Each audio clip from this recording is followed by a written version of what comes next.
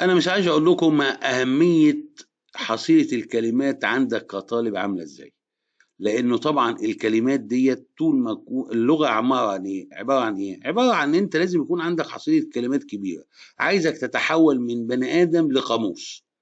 يعني وحصيلة الكلمات دي عشان تقدر تحل كويس في الامتحان يبقى لازم يكون عندك حصيلة كلمات، حافظ كلمات. طب هتقول لي الحفظ دوّة أنا بانسى، هاقول لك أنا مش عايز حفظ الصم، أنا عايز حفظ العين.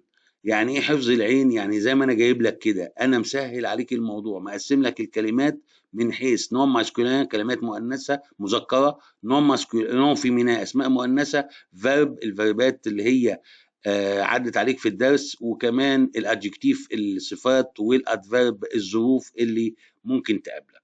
فبالتالي عندك الكلمة وصورتها، لو نسيت الكلمة والspelling بتاعها أو النطق بتاعها هتفتكر الصورة، لو نسيت الصورة هتفتكر الكلمة، وهكذا.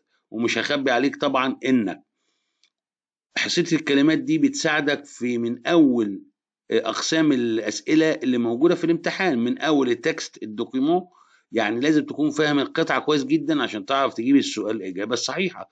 بالنسبة للجزء التاني بتاع الsituation لازم تكون فاهم رأس السؤال في الsituation في الموقف عشان تقدر تجيب الإجابة الصحيحة. الجرامار هتقول لي الجرامار دوّة بيعتمد على فهمي للقاعدة، أقول لك آسف الموضوع مش كده. أنت لو ما فهمتش الجملة، لأن في جمل بتبقى مركبة فيها ليها معنى، المعنى دوّة لمّا تفهمه صحيح تقدر إن أنت تجيب الإجابة الصحيحة. وطبعًا ناهيك عن الجزء المقالي اللي هو بتاع الإيميل والsujet. الsujet بيعتمد اعتماد كلي على فهمك للقواعد عشان تقول لي جملة صحيحة، زائد الكلمات يا ريس. فبالتالي لمّا نيجي نشوف هنا إن الكلمات ديّة مثلًا على سبيل المثال un chien كلب، un chien كلب، un magazine مجلة، un magazine مجلة. يبقى أنت النهارده عارف إن الكلمة دي الكلب مذكر والمجازين المجلة مؤنث.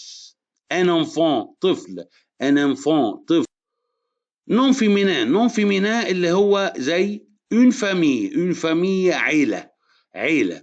une langue لغة أو لسان. يبقى خد بالك أدي كلمتين، كلمة واحدة بتدي معنيين، ممكن استخدمها كلغة وممكن استخدمها لسان، اللسان بتاعك دوت. une femme نفس القصة، كلمة une femme ممكن تبقى امرأة أو ست يعني، أو une femme زوجة يطلق عليها une femme. طب الفيربات هنا عندي الفيربات كلها هتبقى في الانفينيتيف في المصدر، ولكن التصريف بتاعها وفقا للجرامر اللي احنا شرحناه.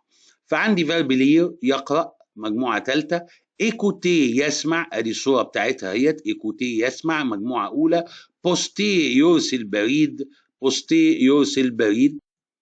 لما نيجي بقى للادفيرب او الادجكتيف اللي هي الصفات والظروف، دي كلمات بتساعدك في الجملة. يعني زي كلمة بوتي، بوتي دي صفة فبالتالي ممكن تستخدمها في الجملة. وعلى فكرة الحرف الأو دوت معناه إن هي للمؤنث، لأن أنتوا عارفين القاعدة العامة للتأنيث هي إضافة حرف الأو. كلمة بوندون خلال أو أثناء.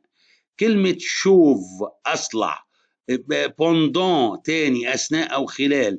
يونيك وحيد، وهكذا.